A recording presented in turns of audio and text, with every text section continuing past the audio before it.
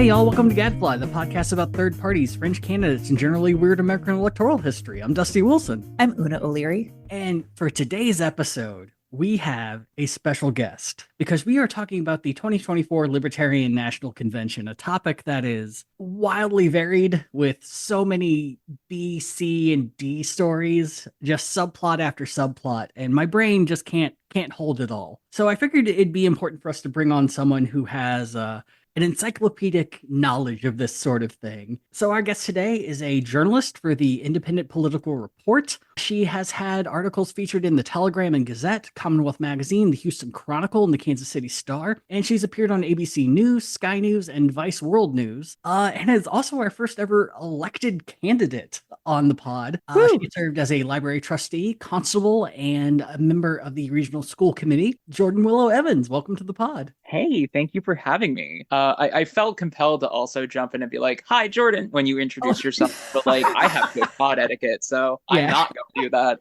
Oh, I get that. It's, we haven't been on that many pods, but there's so many times I just want to jump in and just, I know it's going to be a pain, but I just want to. The vibe feels good and you want to participate. Yeah. We had the opportunity to just have Jordan jump in and be like, "And I'm Jordan Willow Evans," and then have the record needle scratch. It's like, you're probably wondering how I got here. I honestly feel that way every day. Every day that I write about a third party candidate, I'm like, how did I end up doing this? Because I'm not someone who came from third parties. I'm like that one Simpsons meme where Marge is like, I just think they're neat. And I ran with that most of my life.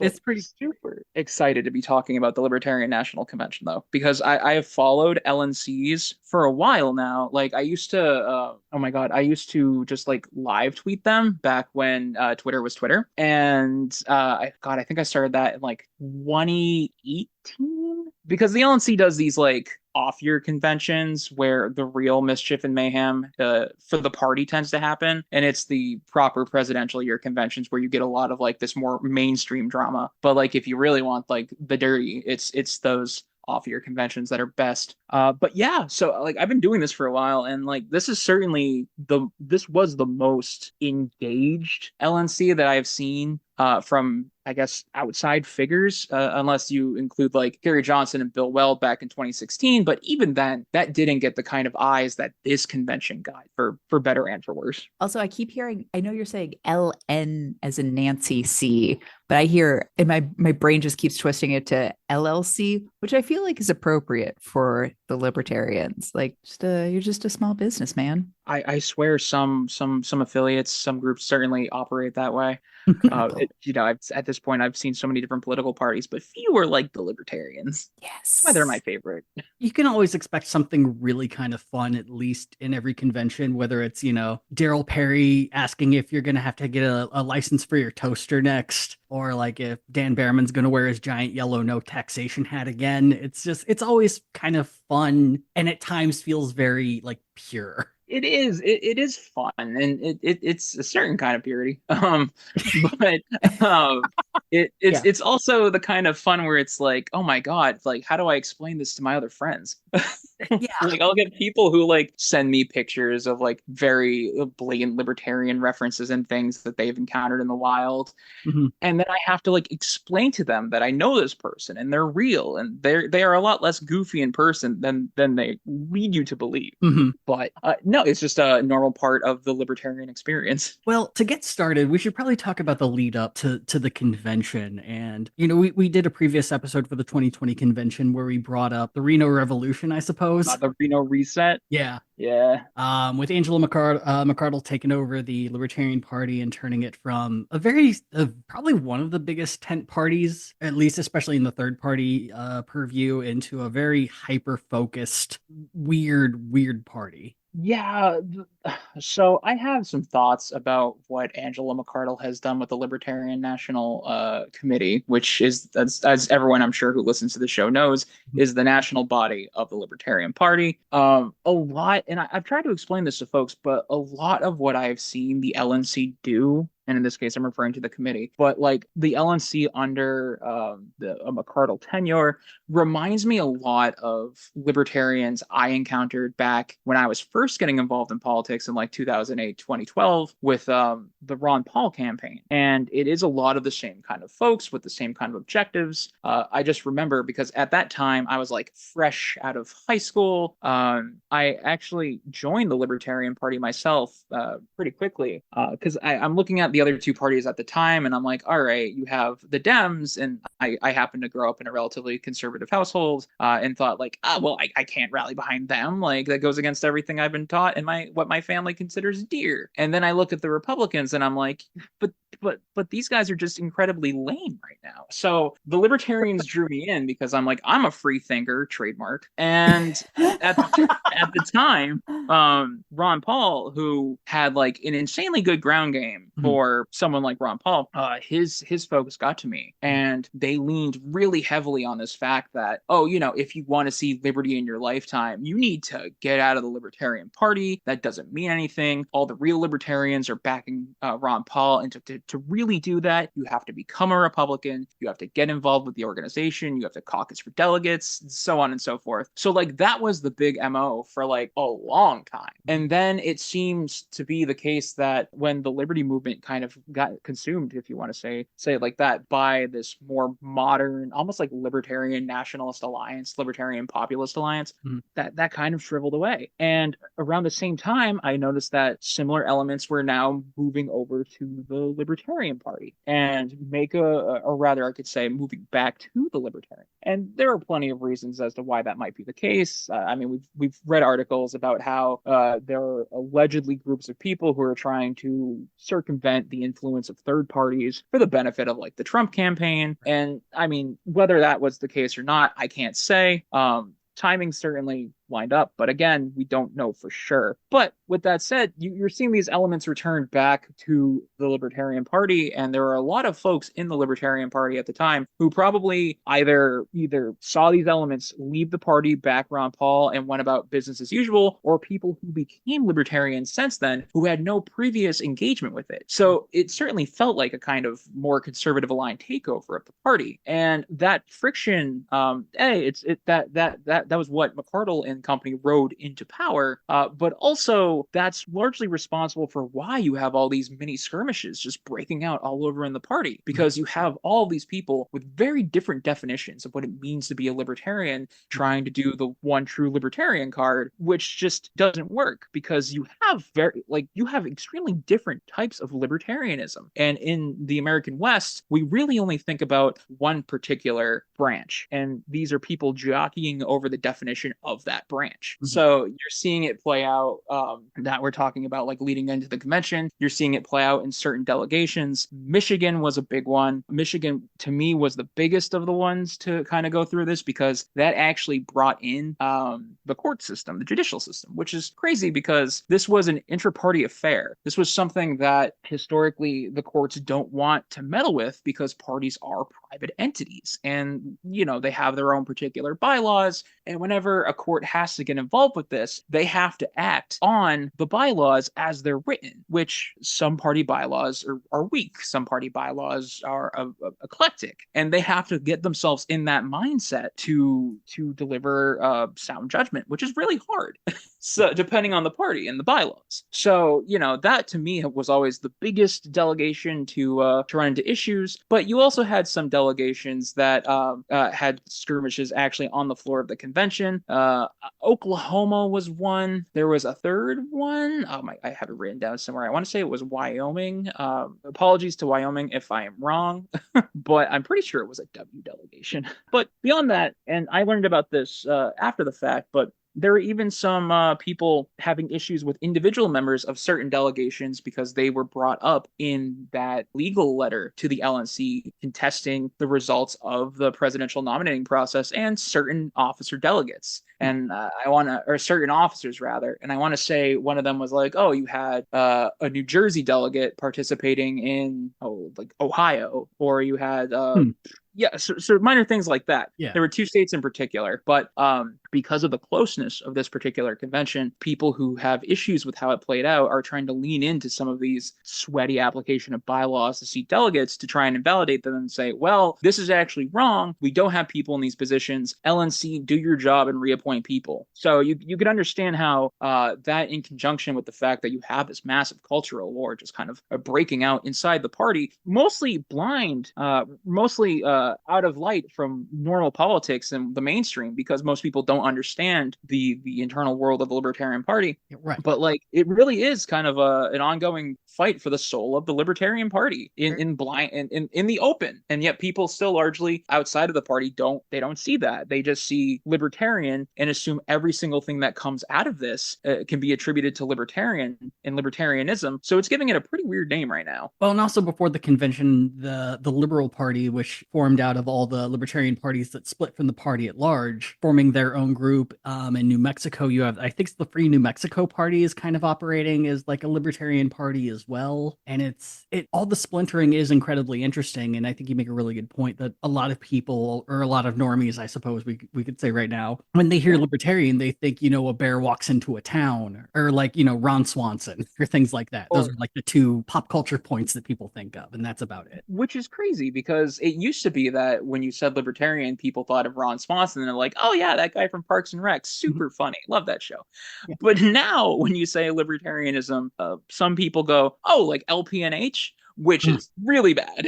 Yeah. For libertarianism. Yeah, for folks that know, that's the New Hampshire Libertarian Party. That is pretty Nazi-ish, I suppose. Oh, yeah, because I'm not in the know, so that's wow. Okay. I also love that, like, I think of libertarianism, the schisms happening right now in the libertarian community is interesting, because I think of like the Socialist Party, and it's like if you have two people who say they're socialists, suddenly you have two socialist groups like that. Like the mitosis is so quick and they get so angry. But I've always regarded the Libertarian Party as a unit, like one way or another. So it's interesting to hear that, like, it's maybe finally gotten big enough that there are factions. So to your point, I will say in my time of like just kind of following third parties and various movements, especially also those movements that are more explicitly progressive or socialist in nature, the left in regards to socialist parties absolutely tends to fracture more often than I would say parties not in that quadrant operate. The Libertarian Party, to my knowledge, with the exception of a few instances in time, like the Portland Massacre in 2006, and there was, oh my God, I'm gonna get yelled at for not knowing the term, but there was a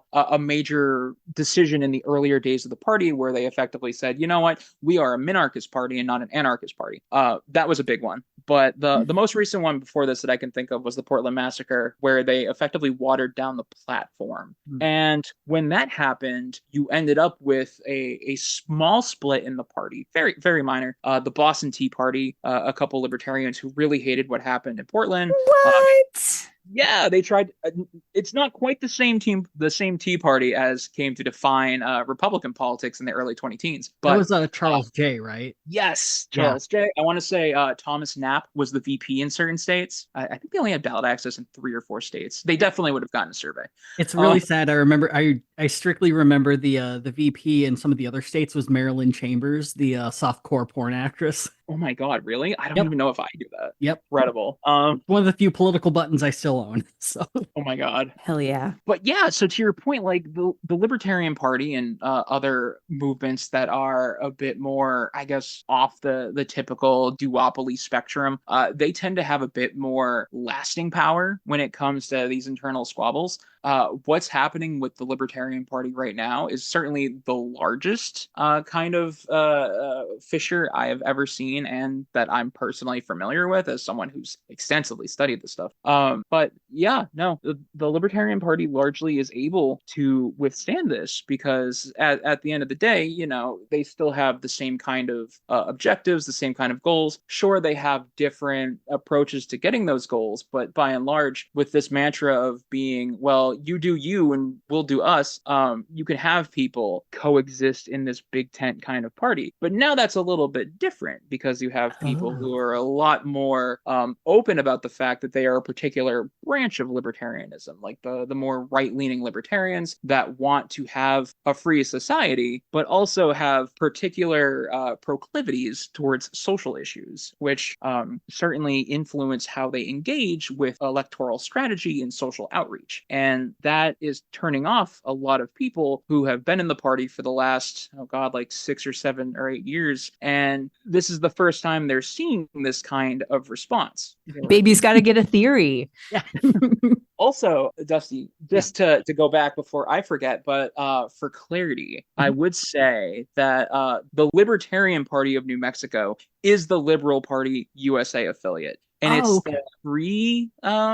the Free Party of New Mexico, I believe you said. Yeah. That is the Libertarian Party affiliate. Oh my God. So that's fun. Wild. Freaking wild, right? There are a couple parties in the Liberal Party USA umbrella that technically have libertarian in the name, which is a testament to like what's happening right now. The party is losing state affiliates that have been part of it for a very long time. My own former state affiliate, and even though I've spent a lot of my time as a Republican and have engaged in Republican politics, I have always maintained a membership with the Libertarian Association of Massachusetts because I would cover their convention for IPR back in the day, and to get access I had to buy my way in, which is fine because these are my friends, these are people whom I know, and in doing that I became a member. So I've always kind of had like this passive membership with LAMA, and then like LAMA has this huge fissure of their own in 2021 going into 2022, and I understand like now I'm kind of invoking the 2022 LNC, but this was like I guess you could say the beginning of it all in a way. But you had LAMA have a division amongst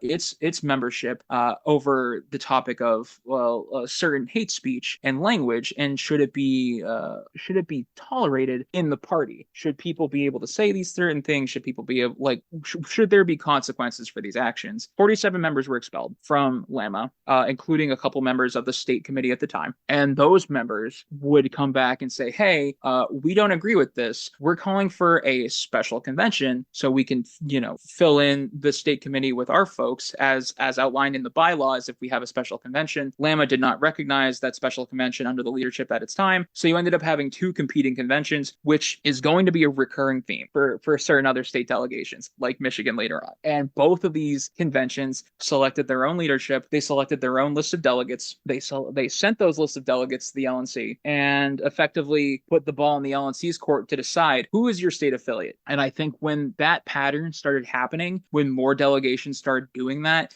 that's when you really started to see a lot of these parties start to separate from the LNC more in ways that did happen on occasion in the past, but not quite like you're seeing it now. And LAMA was one of those parties. Full disclaimer, I was a delegate from LAMA for 2022. They did not seat me, although our delegation list is mentioned in the minority report from the credentialing committee.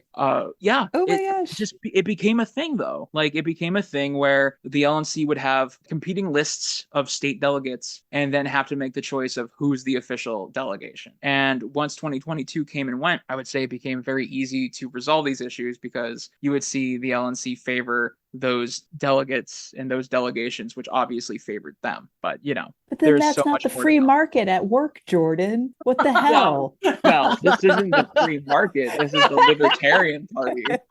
What gave you the idea there's any freedom there? Oh. No, just kidding. Well, kind of. Yeah. So that's probably a good jumping off point to talk about the people who are running for the nomination in 2024. 10 officially ran, and I know politics1.com had a list of like 20 some odd people who said that they were interested, but around 10 people would get enough attention that they were on the first round of ballots for the convention. But for the second time, I think there's about 4 people we should focus on. There's Lars Mapstead, who is the co-founder of the Friends Finder networks, and he ended up becoming obscenely rich because he and his co-founder sold called the Friend Finder Networks, which was a adult-focused chat application. And he sold it to Penthouse in 2007 for $500 million. Oh my God. It's crazy. Yeah. Like I didn't actually know about that until after I looked into his candidacy a little bit more, and I'm like, Mhm. oh my God, like this man is loaded. Look, and I'm going to be telling on myself a little here. A freshman You use the undergrad, service. yeah, freshman Dusty might have used adultfriendfinder.com for a week. It was trash in 2002. So Was it in the same? Okay, hold on. Yeah. Adultfriendfinder.com or whatever in 2002. Was it like Friendster or Kinda. It's really, really early MySpace? It's kind of if Tinder had a really shitty version of AOL Messenger attached to it. Oh my God, Oh, Yeah. perfect for Okay. old internet. Oh yeah, it was Yes. prime grandpa internets. But it was trash then. It was really, really bad in 2002. So I have no idea why Penthouse gave them $500 million for it. Especially because 7 years later they had to file Chapter 11 bankruptcy. And even though the site is supposedly still going today, they have not made a profit since 2008. Yeah, so Lars, I gotta respect that he took a junk website, sold it after the dot-com bubble for that much money, and just skated away. And as such, he had the most money going into the convention. He had raised around $200,000. I don't know how much of that was self-funded, but he had a pretty good war chest going into the convention. There's Mike Termott, who we had talked about before during the Humanity for Peace episode, where he was one of the speakers there. He's an economist. He has some really shaky LaRouche ties, and some members of his campaign staff have much tighter ties to the Schiller Institute, which isn't great. Oh yeah, Irene Mavrikakis was, I believe, his campaign manager, and she's still very tight with a lot of the LaRouche folks. She actually just did a panel with the Schiller Institute this last week. Wow. Yeah. I actually did not know this. And I would say, between us talking about the Schiller Institute, I've followed them pretty closely myself because there has been more libertarian connections coming out of it than I've previously known. So Yeah. that's interesting. Well, and also on his team, he runs Theo and Stuns. He does. I know he's with the Bucks County Libertarian Party. But he did the merchandise for his campaign, and he also has a shady 3%er evangelical church online. Oh my God. Yeah. So there are some not great people in Mike's team, to say the Is least. the marketing the Bucks with an S stops here, asterisks with Yeah. God? Oh my God, I have to kick Una out of the chat. Where's that button? Not again. But then we get to the big top two. There's Michael Rechtenwald, who was a professor, and nowadays he's making a lot of money with the goddamn kids are woke these days grift. He is perpetually angry about these things, and he wants you to give him money about it. Yeah, I remember first learning about him when he invited Milo Yiannopoulos to New York University to speak, and that kind of put him on the map. Yeah, ever since then, like that he's just been that kind of guy, and typically not the kind of fit you may want in your Libertarian Party presidential nominee. Mhm. However, in the era of the modern LNC and a strong Mises Caucus presence, Rechtenwald offered them a lot. He also had a robust social media presence, which, if you've seen anything about the Mises Caucus and their branch of libertarianism, that outreach is a huge part of their approach to politics and what they consider vital to growing the party. So it's weird, but Rechtenwald kind of fit in with their brand, although he was not their first choice. And I mean, I could definitely talk a little bit more about that, but the first choice was always, to my knowledge, David Smith, who did a will he or won't he kind of approach to running for president. Ultimately, he won'ted, and the support coalesced around Michael Rechtenwald. Yeah, I was kind of surprised that Dave Smith didn't do it. I don't know a ton about him, but I know he's a podcaster, and in my mind, I've always pictured him as like a C-tier Joe Rogan, but I don't know how true that is. I think there's a kernel of truth to him being in the Rogan sphere because, like, from what I can see, several of the folks that he regularly associates with are also people in the Rogan sphere. And I was actually watching a podcast the other day about Joe Rogan, Mhm. and his name popped up. So I'm like, oh wow, Dave Smith reference. Okay. So So I mean that's enough for me to be like, oh, okay, so he comes from this group, which by itself is not bad, but it certainly tells you like, what kind of social media presence you should expect, especially in Elon Musk's X. And finally, you have, I would say, probably the sort of candidate that the Pragmatic Caucus would have been fond of if they were still running the party. PR specialist from Georgia, Chase Oliver. So Chase, if you have heard his name, is probably because of the 2022 election where he ran for governor of Georgia, and he took quite a bit of credit for forcing a runoff between Raphael Warnock and Herschel Walker. But we'll get to Chase. He has a little more history of, not a ton of history. That's mainly why we're talking about the convention and not so much the winner of said convention. But we'll get to him later on. But yeah, Jordan, what's your feelings towards Chase? I like Chase as a person. I mean, I think a lot of the hate that Chase has received, he does not deserve, because as far as non-libertarians are concerned, none of this means anything. They see people online tarnishing Chase's name and calling him all kinds of things, including some slurs, because of his inability to be sufficiently libertarian. But by and large, from what I can tell, a lot of those criticisms stem from the fact that Chase's brand of libertarianism is the kind where he voluntarily engaged in certain things that others were engaging in that were government imposed. In this case, I'm referring to like masking during the earlier years of the COVID pandemic. He voluntarily engaged in masking. That was a big one for a lot of people who've come to look at masking as like representative of a big statist regime. Chase's views on gender affirming care, especially for youths, is another one that's turned off a lot of people. But like beyond that, since he's not calling for government mandatory application of either, that's enough in the current atmosphere of the Libertarian Party to earn him the amount of ire that he has. And if you look in certain libertarian circles, you see tons of people calling Chase Oliver a communist, which is absolutely crazy to me as someone who's studied the Communist Party. Right. Yikes. God damn it. Just fucking hell. My personal opinion is if like this wasn't 2024, like if we were like magically transported back to like 2012 or 2016, and Gary Johnson just, I don't know, he's climbing Everest somewhere. He couldn't run for the president. If he's off climbing Everest and these were the crop of candidates, I have no reason to suspect that the party wouldn't have chosen like some kind of Chase Oliver, Lars Mapstead ticket or Lars Mapstead, Chase Oliver ticket. But because it is where it is currently, you're just seeing a lot of strange fighting. And Chase is unfortunately receiving a humongous part of that because so many people hate that he made it out of the convention. And you can see some of that dislike represented in the delegate numbers, because you see you see that for the longest chunk of time, Chase, he was only getting about low 200s until the fifth round of voting, where he jumped up to like 286. But then round 6 comes around, and because Michael Rechtenwald is gone and there's no other options, he just jumps up to over 400. Like Chase wasn't the first choice of a lot of people here, but because of what was happening, he ended up just being in this situation where there are lots of people who have strong feelings about him simply because he is where he is. Right. Yeah, they hate to see a girl boss winning. I know.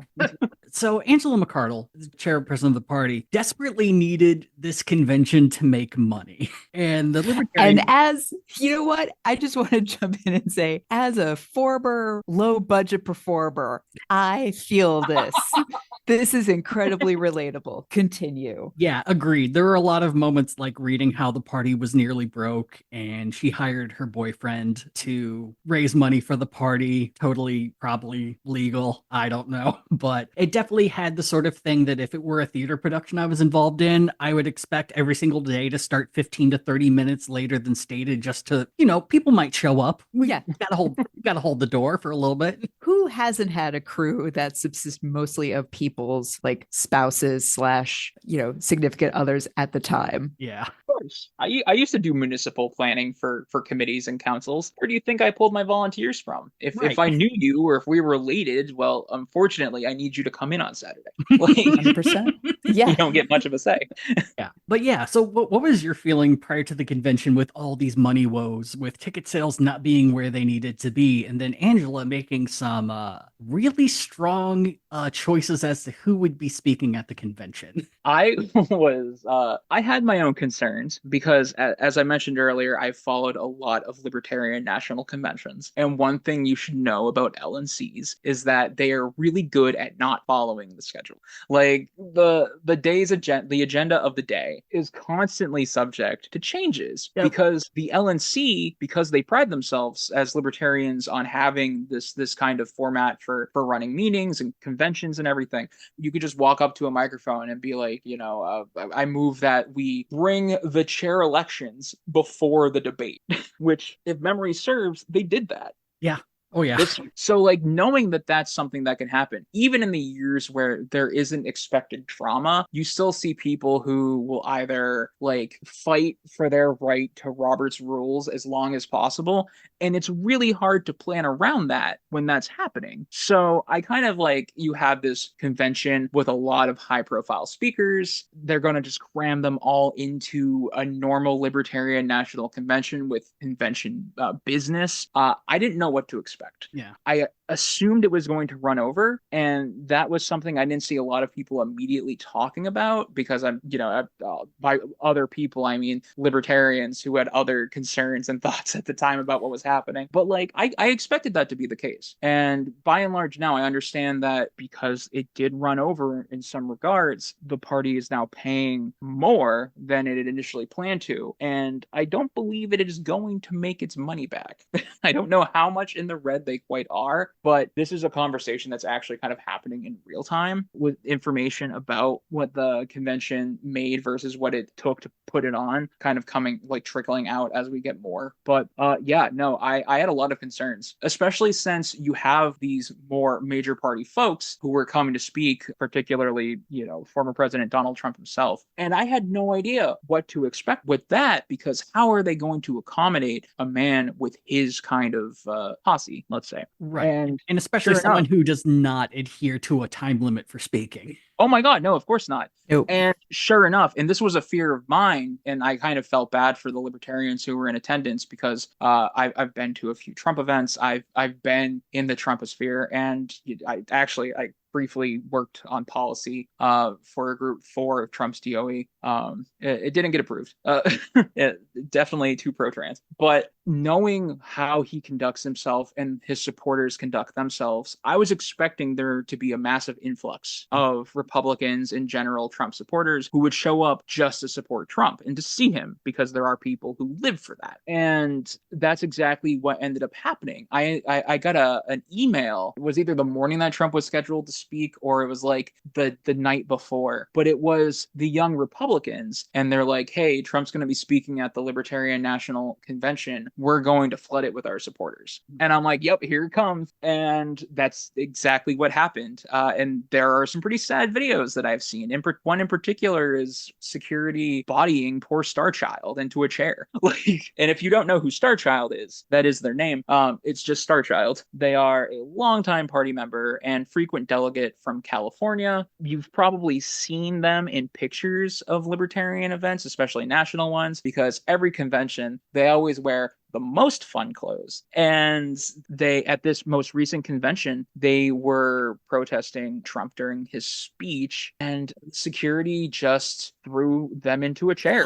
Yeah. No. Yeah, it was really upsetting. I mean, at the same time, you also had Trump supporters around Star Child, who has now been thrown onto the ground, just pretty much like laughing at them. But like, that's the kind of thing that I was afraid of happening, and to some degree was realized. And then I believe you also had, although I don't think this was necessarily Trump directly, but around the time that he was speaking, hotel security came through, and I want to say that they like peeled off campaign advertising for Lars Mapstead. Lars had like these stickers that went on the floor, which I thought was actually a really fun idea for advertising your campaign. You just place them on the floor. There's no way to realistically get rid of them as an individual, because you're just walking on them. It's not like a sign taped to anything. It's just literally under your feet. Very easy to see. And I just remember seeing video shortly before Trump was scheduled to speak, and they had staff just peeling them off. So there were a lot of things happening that if you were a devout member of the Libertarian Party and you're at this convention and you're seeing a former member of the LNC and a longtime party member getting bodied by security at a Trump event, and another presidential candidate having their campaign literature scraped off the floor by staff, assumedly for the same Trump event. Realistically, you can see how you might feel a little miffed.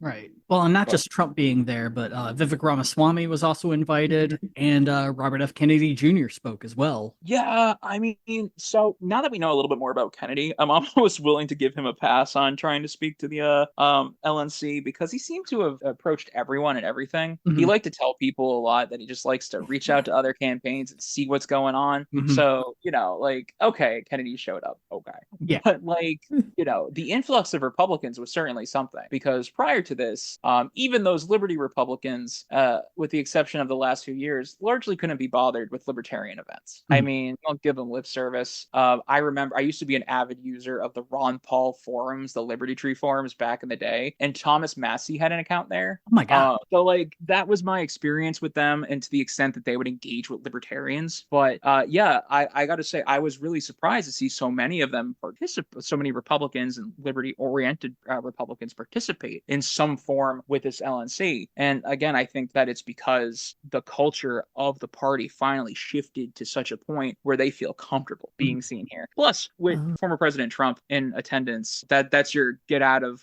libertarian jail free card. You can just show up now as a Republican, and it's totally fine. So, did you feel like the energy was that the LNC was thirsty for Republicans there, or that the Republicans came there thirsty for LNC voters? I would say it's a little bit of both. Oh, I definitely think that the Libertarian National Committee was banking on some of those major ticket speakers and participants, just because it would get eyes on the convention. And like I mentioned about their approach, that was a very big thing about what the new LNC wanted to do. They wanted people to look at the Libertarian Party. They wanted people to look at what the Libertarian Party stood for, and they wanted candidates to adopt some of those issues, or at the very least debate with them on those issues. And of course, a lot of libertarians who opposed that approach certainly felt differently, because they only saw the presence of these high ticket Republicans engaging with libertarian ideas as co-opting the libertarian brand and becoming associated with libertarianism as far as the typical voter would be concerned. Someone watching this along a TV sees Trump at the LNC, and now all of a sudden, whenever they hear or see the word libertarian, they're going to associate it with Donald Trump. And that was a big concern that a lot of these libertarians who are critical of their presence had with them being there. So I would say that, there were a lot of people involved who they had their own ideas of what was best. And these ideas were not necessarily the same as other people who were there who had their ideas of what was best. Because do I think that some Republicans went there explicitly to court libertarians and try and use the brand and be associated with it? Oh, yeah, of course. But at the same time, I also know that the Libertarian National Committee was hoping that having this excess attention would gain both eyes and, of course, more donations. So everyone's on adultfriendfinder.com, but maybe not all for the same reason. Yeah, no, pretty much. Like, yeah, everyone has this idea about why their particular approach makes them the best political genius. But of course, as we know, it just ended up being an absolute mess because, and I remember, a libertarian I briefly worked on the campaign for back in 2008 once told me, you put 4 libertarians into a room and you walk out with 5 opinions. And, LNCs are a perfect example of that action. Yeah, I was definitely getting the feeling watching it that literally anytime someone approached the mic, you could just see Angela McArdle die just a little bit. Well, yeah, because I have to imagine Angela expected to a degree that there would be people who would try and use whatever tools they had available to them through Robert's rules to try and either logjam the convention or try and challenge her. Mm-hmm. And some of them certainly did. Others just kind of took the mic and used it for their own purposes. And of course, there's also one dastardly example of a hot mic and why you should never talk casually if you ever see a microphone around. God, I forgot about that. Oh no, I didn't. I was watching. So I was following the convention along here at home in New Hampshire. I couldn't go down. I just couldn't get down. Like, simply put, I love going to DC, but it just wasn't in my cards for this year. So I'm following the convention along at home. I'm trying to like write on stuff for IPR while also keeping the website up, because at the same time we were still dealing with this influx of bot activity, which was causing the site to crash. And here I am trying to report on the LNC while also keeping the site functional. So I have the live stream in the background. And then all of a sudden I just hear like this whispering of just some of the most heinous stuff you could imagine. And I just stopped, and I'm like, I turned to my boyfriend and I'm like, are you hearing this? Am I losing my mind, or is this actually coming out of the speakers? And sure enough, someone engaged in casual, racism? Oh yeah. There were definitely some slurs about. Yeah. Oh God. I was like, it'd be terrible if that got out on social media, and then like literally like 5 minutes later, someone has a clip of it on Twitter. So it's like, oh,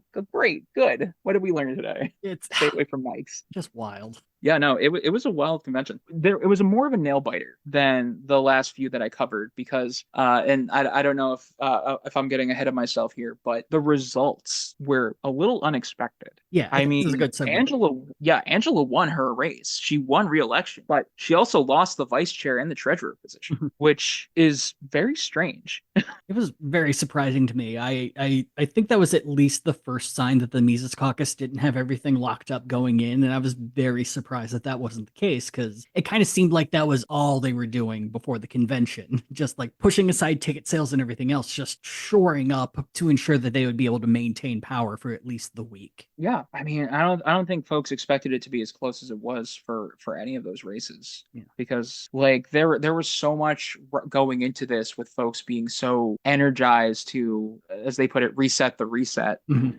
Only for it to fall short. And I mean, I guess in many ways, like the current power structure remained in place, even though the vice chair and the treasurer did flip, because largely the LNC has stayed the same. Mm-hmm. The committee this time, the at-large composition of the committee. Angela McCardle is still there. Carrie Ann Harlos is still there, but she's kind of like a wild card. Yeah. Which I'm sure she'd be very happy to be described as. But like, she has her own unique base of support. There are Karen Ann stands out there, and they don't necessarily fall neatly along caucus lines. For her sake, that's great. Good for her. But as we're seeing now play out, if you've been following LNC business, she is now no longer in the inn with the LNC as we've come to know it for the past few years, and now they're giving her shit, similar to how the other LNCs in the past kind of gave her shit. Yeah, to use a wrestling term, she absolutely turned face a couple weeks ago and has been incredible to follow ever since. Oh yeah, no, she's always been great to follow. I definitely, even after like all the first drama originated with her being removed from her role as secretary, mm-hmm. and the party effectively then voting to like strike that from the record and say she was secretary the whole time. I've always followed her. She's a riot. Also, she's a former IPR contributor, and I respect that.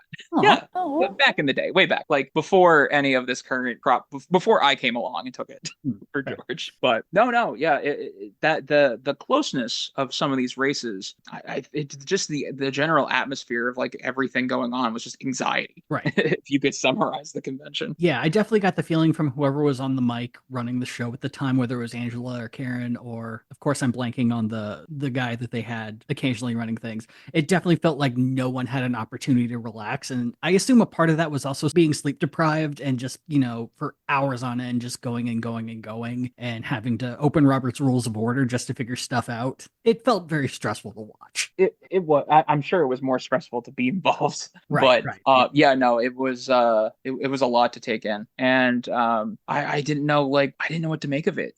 I'm still noting some things that I wonder if are directly related to what happened in the convention or lead up to the convention. Because, for instance, the LNC had a derivative lawsuit filed against it before the 2024 convention. You've probably always seen mention of it. There were some Liberal Party folks who I think were stirring up noise about it on social media. And then one of the members of the LNC, Beth Vest, filed the lawsuit, put it forward to the board, effectively saying, hey, you were derelict in your duty as a board to govern the Libertarian Party. And the chair of the board, in this case, Angela McArdle, should be removed. And I happened to notice this a little bit earlier because I was trying to see, in particular, one of the things that happened at the convention that was a little bit drama filled with a region. But that region that Beth Vest was associated with that brought up the derivative lawsuit, it no longer exists. And the current composition of the Libertarian National Committee is regions 1, 2, 3 North, and 3 South, 4, 5, and 6.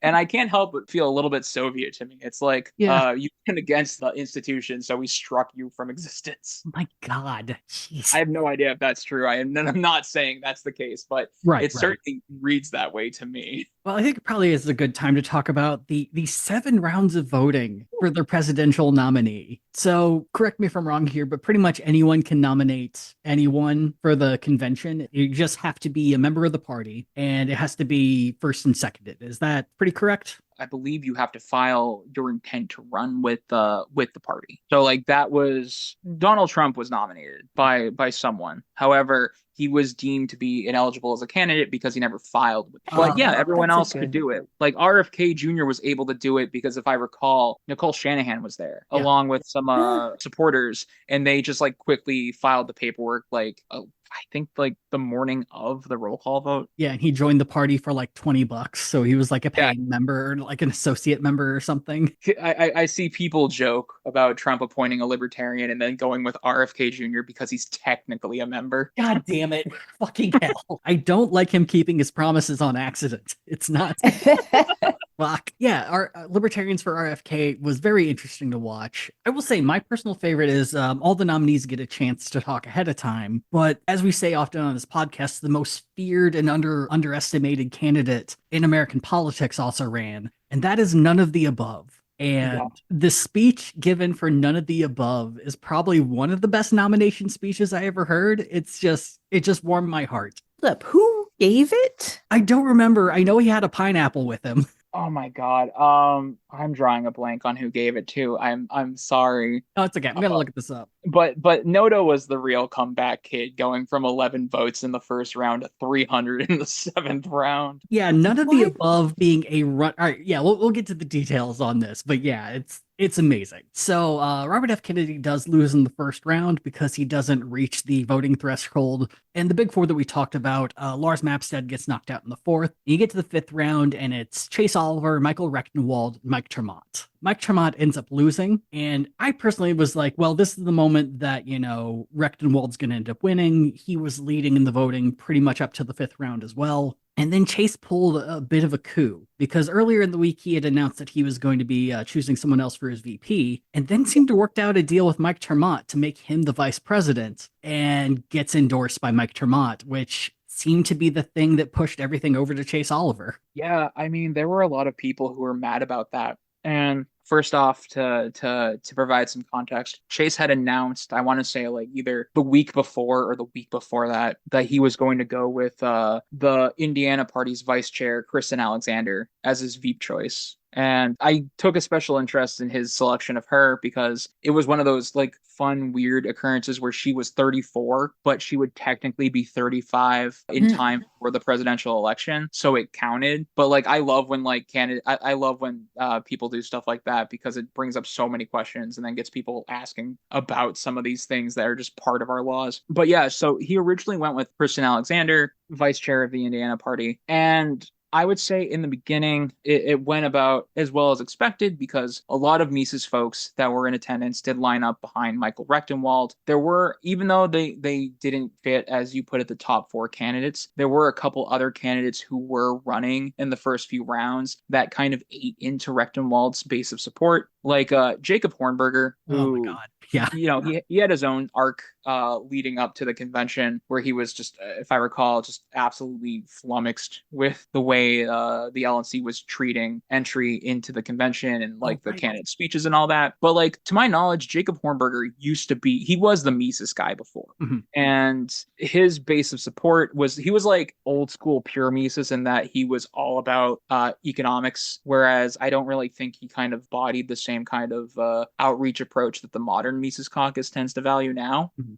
So he, if I recall, in the first round of voting, he took like 59 votes, 60 votes, about that. And the other candidate that I think played a role in eating into some of that support was Josh Smith, who was the party's vice chair not going into the convention. I believe he left in 2023. He was like to me at least, one of the OG Mises folks. When he ran in an earlier convention, he had the endorsement of Ron Paul, which was crazy to see Ron Paul come back and involve himself in Libertarian Party affairs. But like, you had Josh Smith. And at first, I didn't know what to make of his candidacy because from what I understood, he only ran because Chase Oliver was running and he just had a lot of beef with Chase Oliver. Right. But like, his campaign ended up taking root and becoming more serious. And like I mentioned, he left the party because of fallout associated with Rage Against the War Machine. And he just proceeded to stay around, but he had his own kind of like Mises adjacent base of support. So when I'm looking at like those first two rounds and I see Josh Smith and Jacob Hornberger,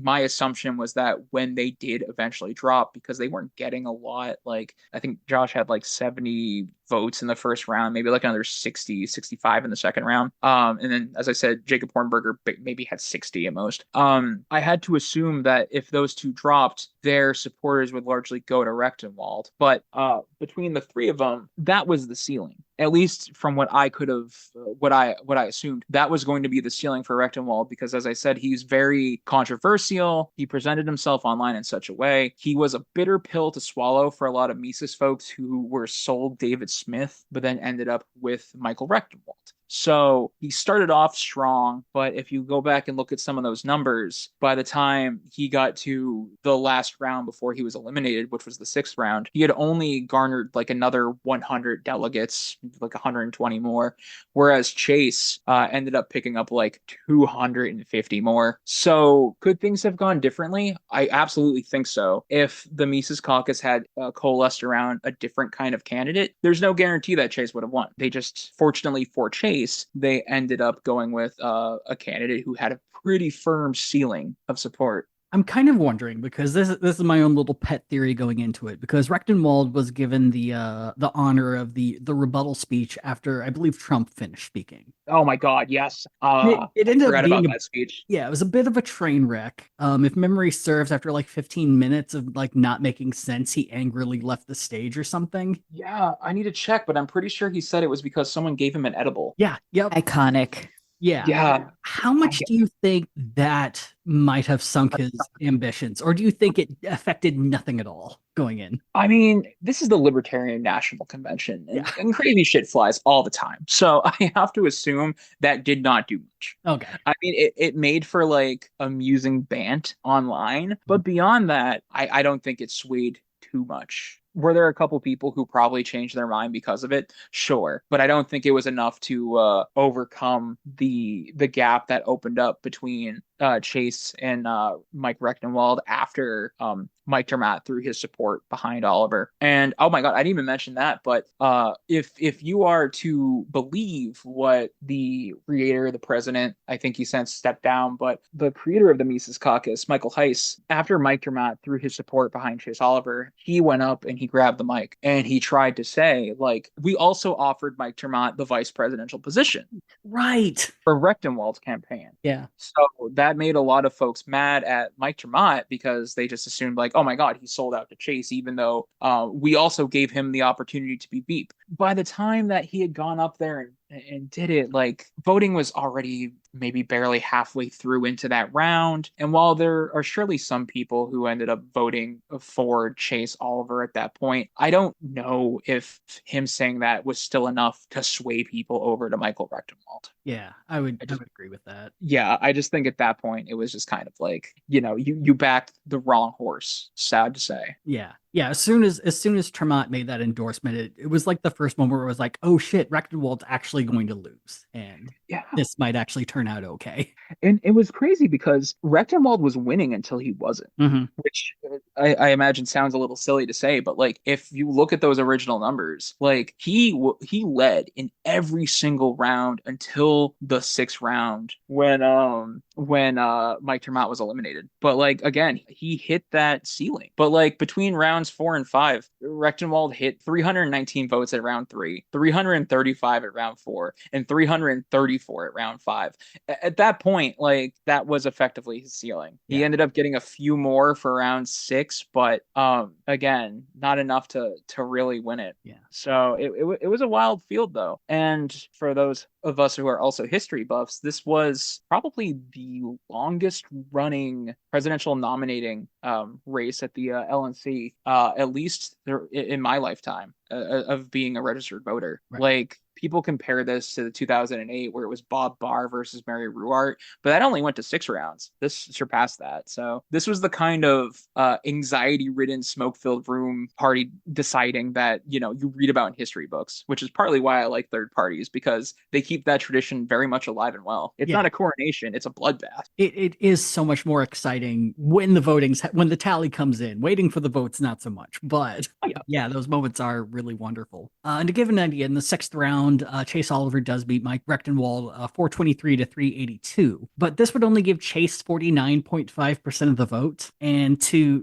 get the nomination, you have to get 50% plus 1. So if I remember right, there was a little bit of an argument, and then a 7th round had to be held between Chase and none of the above. I loved all the bant that came out of people when the 7th round came around, because everyone was freaking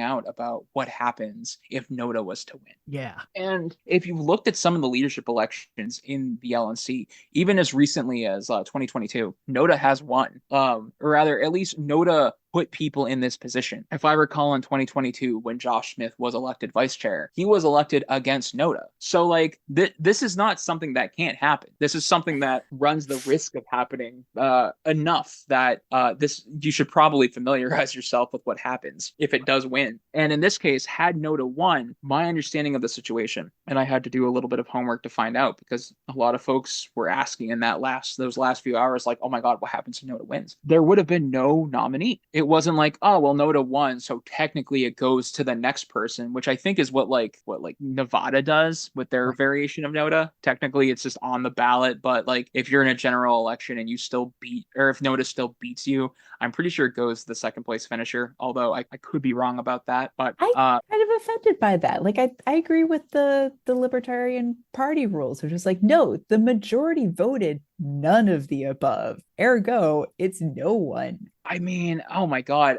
Not that I would want that to happen to the Libertarian Party, because it would absolutely have been a death sentence. In my opinion, at least. Some people certainly disagreed and still do. But like, had Noda been elected, the party would have straight up fractured, like Constitution Party style, where you have with their thing, they got like 2 main nominees depending on where in the country you live right now. But yeah, you would have seen state parties placing candidates on their respective ballots, completely unrelated to whatever other state party would do.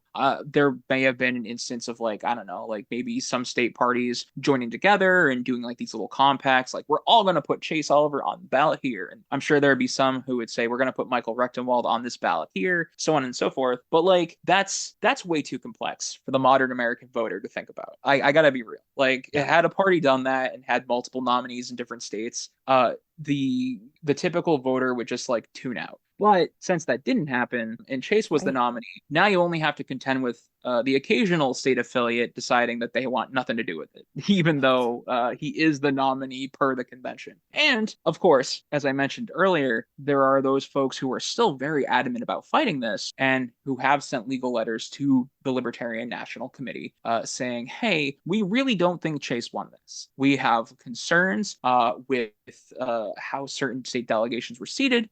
We think that because it was so close and for reasons related to these state delegations being improperly seated and the number of votes that are technically at risk because of this, there's like remove Chase Oliver as your nominee, appoint a new one. I believe it's like 3/4 of the LNC can appoint a new one if they have to remove him. And there were 2 letters sent to the LNC about, conforming to that in removing Oliver and Termott, as well as, I believe, Redpath, Karen Ann Harlos, and oh my God, who am I blanking out on? Mark Rutherford, because like technically they also fall within range, but like the LNC hasn't acted on it, and the Google Drive that I received access to that let me see those legal documents hasn't been updated, so I have no reason to assume that they've sent a 3rd letter. But the 3rd letter was going to be the actual lawsuit, to my knowledge. So who knows? We're 60 days out. It'd be really silly to try and remove your nominee now. But there were a lot of people just incredibly angry about Chase Oliver being the nominee, and there still are. I mean, excellent segue for post-convention. There were at least, to my knowledge, 2 or 3 states that were saying that they were not going to place Chase Oliver on the ballot. Colorado, Montana, and I assume New Hampshire as well. New Hampshire was an interesting case because New Hampshire, so I know a lot of the people who are involved with the New Hampshire libertarian scene. I didn't mention this before because like we kind of got away from it, but my boyfriend is the former chair of the New Hampshire party.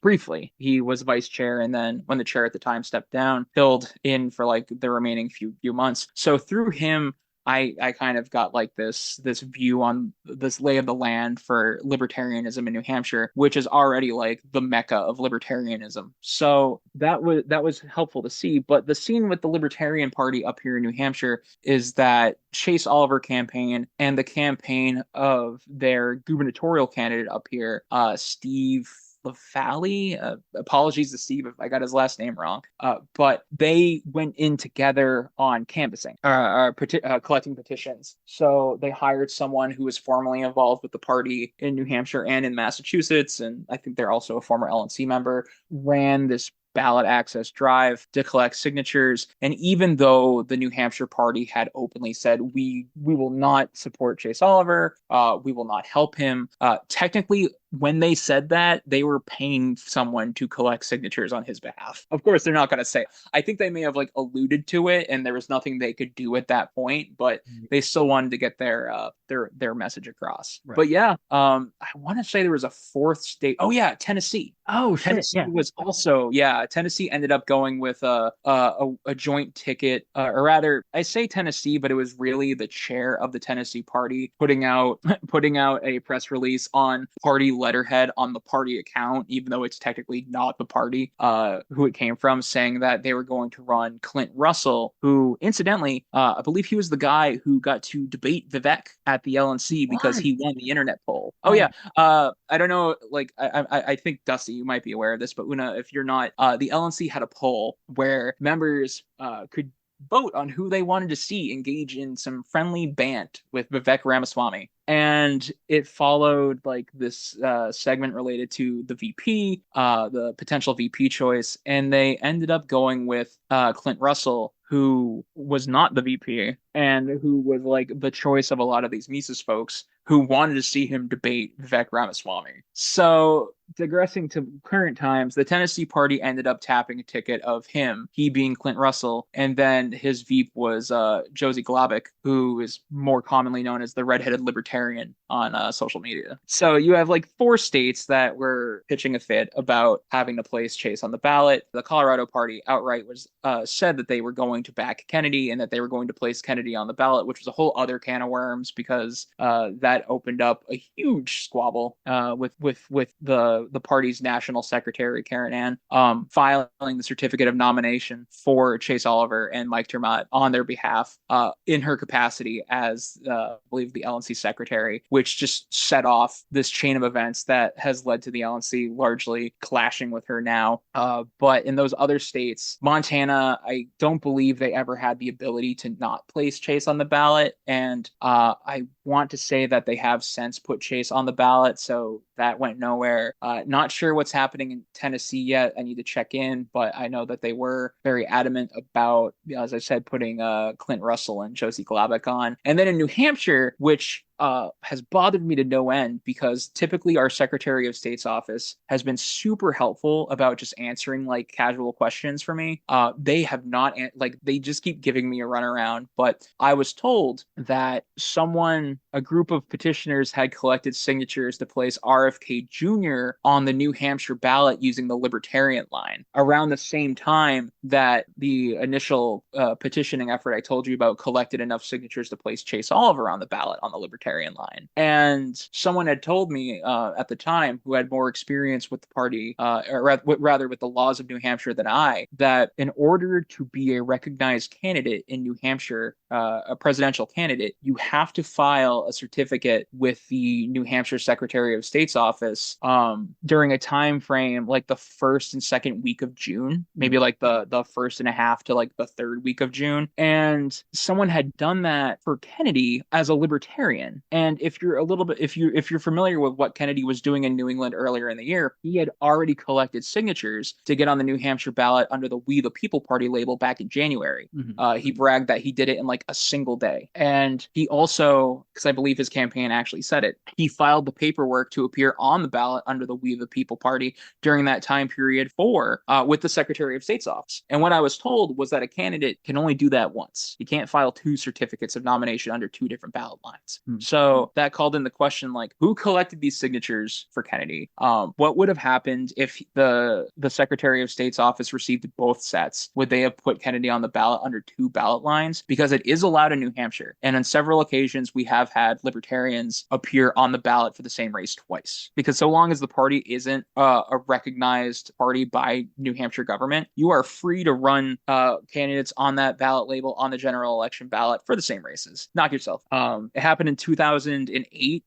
You had Bob Barr and also Dr. Phillies himself on the ballot in New Hampshire, although the circumstances leading up to that were a little bit different. So I wanted to know, like, is this going to happen again in New Hampshire, or is Kennedy ineligible to do that? And they just never got back to me after that. Like, talked on the phone, several emails, and they just like kept me hanging. But he since suspended his campaign, so no longer a problem. Right. At this point, I think Chase Oliver is going to be on every state ballot where he's run into party pressure, at least. I can't say the same for every state ballot in general, because he has fallen short in some ways, but no. So just a lot of state affiliates just kind of like grandstanding. Yeah. Last I saw, he was on the ballot in 44 states, but that's like Wikipedia's chart, and you know that it fluctuates, but 44 seems about accurate. Yeah, but I know, right? They cite me sometimes. I'm like, oh my God, how correct can you be? But yeah, and the fallout after that, also just something to bring up that was really interesting to me, especially with Colorado trying to get RFK on the ballot, and that whole thing is the RFK Victory Fund. Oh my God, I love it. I love it so much. It's in I understand what Kennedy was thinking when he probably put this together, but like, oh my God, the actors involved in it, just the biggest motley crew. Can we back? What is the Victory Fund? So there is this thing that you can do when you are a presidential candidate and you have your campaign committee. You can enter into partnerships with state affiliates.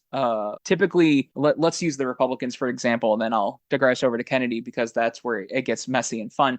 For the Republicans, the Trump campaign can enter into a partnership with let's say the Massachusetts Republican Party, because I have the name of the committee off the top of my head. It's the Massachusetts Victory Fund, and it's effectively an agreement between the two camps. And because they have this agreement, and because the Massachusetts party is an officially recognized party, it increases the amount of money that an individual can donate to your campaign through that committee. So it's something that major parties utilize to get more money from big donors in presidential election years. And that's typically something that, like, if you're an independent candidate like Kennedy, you don't have that privilege and luxury, because there are no state affiliates for you to partner with, especially if you're an independent. However, Kennedy had this idea that he was going to partner with a couple smaller party. Well, it started off partnering with the Libertarian National Committee, and in doing so, they created the Kennedy Victory Fund, which, oh my God, and I hate having to explain it, because the math was easy to explain at first, and then once they started adding more affiliates, it started to become a little bit more wild. But because the LNC is a recognized party committee with the FEC, the Kennedy campaign, by entering into a partnership with the LNC could now accept more money, with the LNC receiving a portion of that and then the rest going into a joint fund shared by the LNC and Kennedy. And I want to say Kennedy would get the first $6,600 of a donation. And I'm blanking off the top of my head what the initial number was. I think it was $43,900, with Kennedy receiving the first $6,600 of that, and then the LNC getting 10% of the remainder, and then the 90% left over after that going into the joint fund. And it brought up a lot of questions about who runs this joint fund? Where's this money going to go? Is this going to pit, like, are we going to actively create problems for Chase Oliver, so on and so forth? These are great questions that I'm sure you could probably get answered in a more transparent party, but very hard information to find out because it only came out in little bits. Because obviously the LNC didn't really want to talk about these things. And there are now several members on the LNC who are very mad that the LNC does not want to talk about these things and have tried to pry information out of it. Believe the public didn't get the full story until someone leaked the contract. But at that point, the Victory Fund grew to add several more state affiliates, the Libertarian parties of Colorado and Florida, with the Florida Rules Committee ultimately ruling against it and saying, hey, we have to rescind this agreement because our chair signed it without the consent of the executive committee or the knowledge of. Colorado's was simple enough. I mean, at this point, the Colorado party is very much open about who they are and what they support. So that wasn't any issue for the Kennedy campaign. The Reform Party of Florida, our buddies at Reform, signed the contract as well, which I believe for every party that signed the contract, every state party added another $10,000 to the maximum donation limit. And they would go through the same thing where I believe they would get 10% of that amount, with the other 90 going to the joint funding account. I believe it was the same joint funding account that the LNC and the Kennedy campaign had. So every state party just adds another layer and gets it more confusing. But it didn't end there. You had the Reform Party of Florida, you had the two Libertarian Party affiliates, and then you had the American Independent Party of California, which gave Kennedy their ballot line back in March or April. I believe it April. So when all was said and done, I believe the maximum limit was $77,000. Just maybe $77,900. But yeah, we never actually got to see this play out in practice because Kennedy ended up suspending. So I understand, based on like evidence from one of the most recent LNC meetings that was live streamed and someone part of the meeting passing information on, it looks like the LNC made close to $100,000 from this, which means the Kennedy campaign must have made a lot more.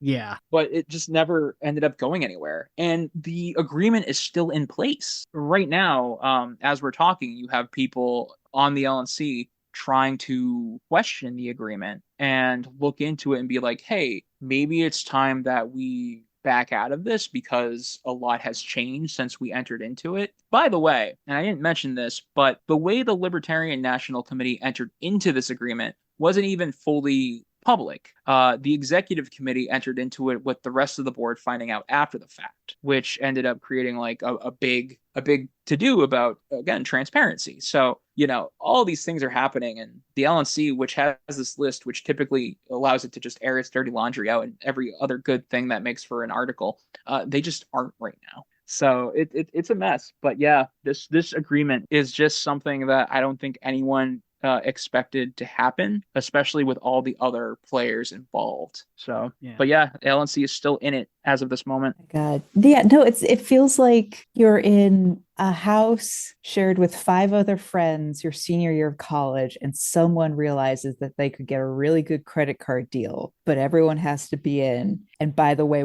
you find out after you all sign up for this that one of the friends you're living with is actually a degenerate gambler and an alcoholic and has to drop out.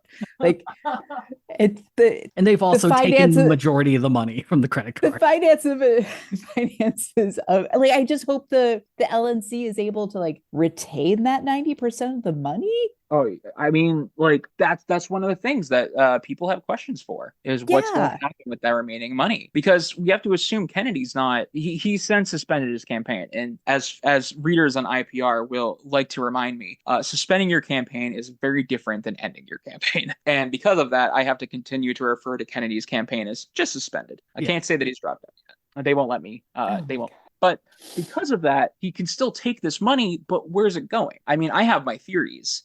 Since from what we can see from interviews, Kennedy and or rather to a lesser degree Kennedy, to a greater degree Shanahan, have talked about using their showing wherever it may be to create a new third party. Maybe he can use those funds to drive that effort. But then you're in this position where you're technically funding a party counter to your efforts if you're the Libertarian National Committee. So it's just a mess. Right. Oh, well, I think that that's also a really good segue to kind of finish up that I believe it was Fakertarians, the Twitter account, made a thread about how the Libertarian Party is about $100,000 in debt as of right now, and kind of Yeah. desperately needs that money from the Kennedy Victory Fund to stay afloat. Yeah, and I would say that probably is a result of the convention costing more money than anticipated. Mhm. I mean, like I mentioned, with the Libertarian National Conventions tending not to follow the schedule as presented, like when you're working on deadlines and contracts with venues, being able just saying like, "Hey, business is running a little bit late. Can we rent this for like 12 more hours?" They're not going to just say, "Sure." They're going to charge you money for that. Exactly. So I And it want was to at say the that's DC part of Hilton, why. which isn't cheap, I'd assume. No, I can't imagine it is. The I've seen some figures thrown out about how much money the convention actually cost, and it's a lot. Like it was certainly more based on what I've seen than the party likely expected. Ugh. But like, what can it's happened. You owe the money. Now you have to try and find a way to recoup on that. But like, what can you do if you're the LNC and you've hemorrhaged so much membership? Like, I don't know. I've seen some people say that the party may be facing bankruptcy at this point, or rather, just about to go into financial collapse. Not bankruptcy, but still, like, what can you do? I've always liked the Libertarian Party because we live in a two-party nation where people love their duopoly. So seeing those third parties that are able to keep pushing through election after election, I appreciate that. I respect that. And it's sad to see that the Libertarians might be headed for a direction where they'll end up the same as all the other minor parties right now. Like the Constitution Party is totally fractured. The Green Party is fraying at the edges, and I mean, at this point, running the same presidential nominee for a third time is not a good look. And then there's no other party that's really that established. So this is just a really, really bad year for third party candidates and third parties in general. It's really wild just because going into this election 2 years ago, I was thinking, if it's between Trump and Biden, it's going to be the first year in decades, if not a century, that third parties have really had an opportunity to take advantage of a fairly unpopular system or a fairly unpopular two major parties. And instead, what we got is every two-bit grifter coming forward to lead their party, or just miscue after miscue that's pushing parties into either insolvency or just irrelevancy. And it's really heartbreaking to see. I know. And, just thinking about where things were a year ago, and you're seeing all of these third parties put candidates forward. And granted, Kennedy was the main leader, if you will, in terms of like drawing support, but they were getting real numbers. And now all of a sudden everything's in shambles. And it's like that one Veep meme with Julia Dreyfus going, "What the fuck?" Yeah. Like nervously laughing. Like what happened? Yeah, it's painful because I mean I definitely don't politically agree with every party, but I can respect a party existing that it doesn't harm people and is answering a voice that people clearly have and want to be said. I mean, clearly there is at least at bare minimum 2 to 3% of Americans agree with libertarianism or agree with the Green Party ideals. And if you add them all together, probably about 1% of the country supports socialism or hardcore Marxist-Leninist ideology. Yeah. And I mean, these are voices that need to be heard, and in the system that exists, it's really hard to amplify them. And for the mid majors of the Libertarian Party, Green Party, and Constitution Party to be just falling on their faces so hard, it is. Yeah. And it's particularly bad, not to cut you off, but That's fine. for a lot of these parties, these presidential cycles, they serve as the opportunity for them to get ballot access down ballot. Right. Like if things go Oh. south with a presidential campaign, that has long-lasting effects in certain areas. Yeah, especially with the Green Party. You wrote about this today, I believe, about how AOC was talking about Jill Stein being predatory with her campaigns and not doing anything in between. And it is, I think Zainab Day had made the point that, parties have to do this. They might not want to, but they have to consistently run candidates to be able to maintain ballot access. And Chris Novoselic with the Cascade Party in Washington had stated that, his entire presidential campaign is, I don't want to be on the ballot, but I have to do this for the party to exist. Yeah, he's forced to. It's crazy. He just wants to run a statewide party. And you know what? I say we should let him because he seems like a fun guy. But like at the same time, like it's not a good system. And for all the faults that some third parties tend to have, they also hit the nail on the head in so many other ways, especially when it comes to election reform primarily, and also some other moves in regards to promoting transparency, because we by and large don't live in a very accessible or transparent system, or live under a transparent and accessible system. Elections are rough in the United States. Yeah, they're not easy. I guess, is there anything else from the convention that you particularly want to talk about? I did forget to mention that immediately following the convention, there was this like push to sidestep the selection of Chase and then just put Kennedy in, or if not put Kennedy in, do this dual nomination, this co-nomination, which was particularly interesting to me because has any party ever co-nominated two candidates before? So like I'm getting all this information on it because for whatever reason why libertarians for Kennedy, they loved sending me stuff. So I received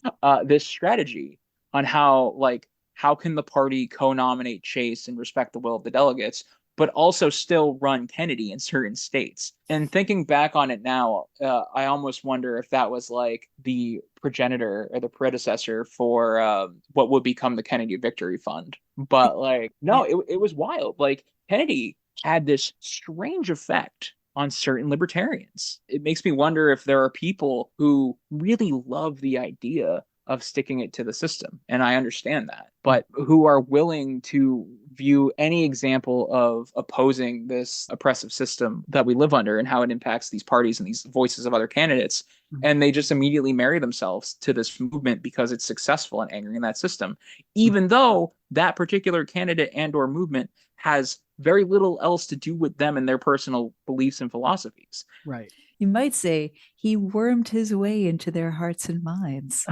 Oh, you. I'll see myself out now. I swear to God. Why can't I fire anyone from podcast? Dusty's wife like, damn it, Una, we have company. You're embarrassing me in front of important people.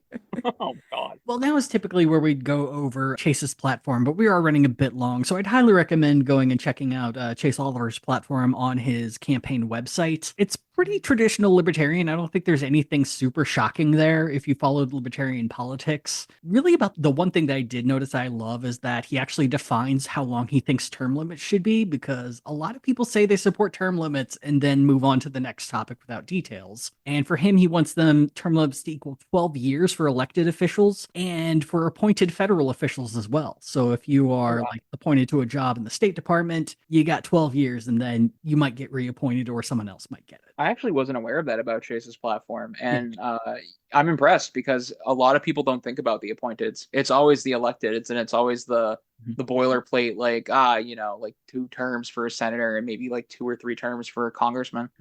I kind of wonder if it extends to the Supreme Court, because if so, that is a baller fucking platform. Yeah, go ahead and take a look at it. It's definitely interesting, definitely pretty traditionally libertarian. So take the time, check it out. But yeah, that is the 2024 Libertarian National Convention. Una, any last thoughts or feelings? I absolutely have thoughts and feelings. Okay, here's what Angela, I think, should have done to shore up the money issue. which is like she should have sold streaming rights to like ESPN, maybe not the top ESPN, like an ESPN3, and gotten a DraftKings sponsorship, because I feel like the American people love nothing more than this kind of insider baseball messy election. I mean, it's basically why a lot of like traditional big media corporations like try to promote something that's 24-hour news cycle events of like, oh, Kamala said this and we're going to talk about it for the next 5 hours. And instead it's like, no, just give these third parties some some media attention, because they will come back with just hours and 7 rounds of voting, people. It could have been yours. My personal favorite were the write-in votes. Internet infamous celebrity Chris Chan got 1 vote at some point in time, and I want to know which fucker did it. Yeah, I saw that too, and I'm like, I hate him. Oh man, but you know that actually would have been a much better idea for the convention, because since things were running so late, C-SPAN at one point left. Yeah, I'm glad you mentioned that. Yeah, that's like Shame on unfortunately the you. main argument against sponsor or sourcing out the convention to sponsors, because at that point you have to commit, and libertarians can't do that because it's hard to say when business is going to happen. Right. Oh, But yeah, so Jordan, thank you so much for showing up as a guest here. Ideally, we'll have you back for one of our Gadfly movie nights. yay. At some point, we are going to be watching the Atlas Shrugged trilogy. I would love this. See, I am a disciple of Mystery Science Theater 3000. Yes. So like I fully appreciate rifting over bad movies. Sounds great. It'll probably be after the election because there are so many other people we have to talk about before then. Be a long Sorry, story. Dusty, you did this to yourself. I know I did. It's the worst. But yeah, thank you all for joining us. Oh, Jordan, anything to plug? Yeah. Oh my God, yeah. Where thanks can we so find much. you? Oh yeah. So I live mostly at Independent Political Report. I can't leave. You can visit IPR at iprnews.com, or if you're old school, you can just type out independentpoliticalreport.com. I try to update it several times daily with different stories related to third parties. We pick up some stories from other publications. We talk about drama and news as it plays out. And I've also done my own share of like original stories and interviews with various candidates, both state and federal, although I would like to expand it once we get some more people on staff. And when I am not at IPR, you can find me at Outsider Media Foundation, which is the 501c3 nonprofit that I put together with Dr. George Phillies and several other members to support, I guess you could say, outsider media, those publications Yay. that follow things like this, that don't receive the kind of attention that they should, because this is still news. This is still going to impact elections and the results of those elections. People who dismiss outright like the presence of third party independent candidates do so at their own risk, because they're there and they have the ability to influence final outcomes. And knowing that, it's important that people are able to find resources and information on them as needed. So outsidermedia.org, if you're interested in that. We have that presidential candidate questionnaire. So if you happen to be hearing this and you are on the ballot in 3 states or more, please reach out. And if I'm not there, you can find me on Twitter at Jordaruski, where I sometimes post like the stalest takes you've ever read. Yay. Thank you so much. So Thanks next so much, week, Jordan. next week we are going to be continuing on with the mid-major conventions. The Green Party had their convention recently. It seemed pretty drama-free, but the year's been weird for the Green Party, so there's a lot to talk about there. So we'll be talking about Dr. Jill Stein a little bit. We'll be talking about their seemingly last-minute vice presidential pick, a professor by the name of Butch Ware. And then after that, we're going to be diving back into some old territory. Rage Against the War Machine Part 2 is going down in Washington, D.C., and I'm going to torture myself with it. I can't help myself. So we'll be talking about that, which is going to be featuring Clint Russell and the Redhead Libertarian, both as speakers. God save us all. It's gonna be a good time. I love these nebulous events that just have like Republic or Freedom or Liberty in their name now, because they're all the same thing. Like, I'm looking at this and I'm just suddenly brought back to 2008 when Ron Paul had the rally for the Republic. Yes. Oh, Yeah, I'm like, oh my God, are they just trying to like reinvent this? Oh my God. But yeah, I'm excited to see how it plays out too. Thank you all for joining us, and we'll see you next time here on Gadfly. This is where the theme song goes. I could hear it playing in my head. Gadfly is a production of Added Serotonin. Our episodes are edited by Brianna Valentine of Rem Alternus Productions. Our theme song is Sophomore Makeout by Silent Partner, and you can find us on Twitter and Instagram at GadflyPod. Ready to level up your cosplay game? Check out the Geek Forge on Etsy. With a variety of props to give your photos that extra spark, you'll find just what you need. Hold magical fire in the palm of your hand, or take a potion to restore your mana. With a large variety of colors, you can choose your own magical flavor for your cosplay. Bring drama to your photo shoots with these vibrant props and more, all available at the Geek Forge. Are you ready to level up your cosplay?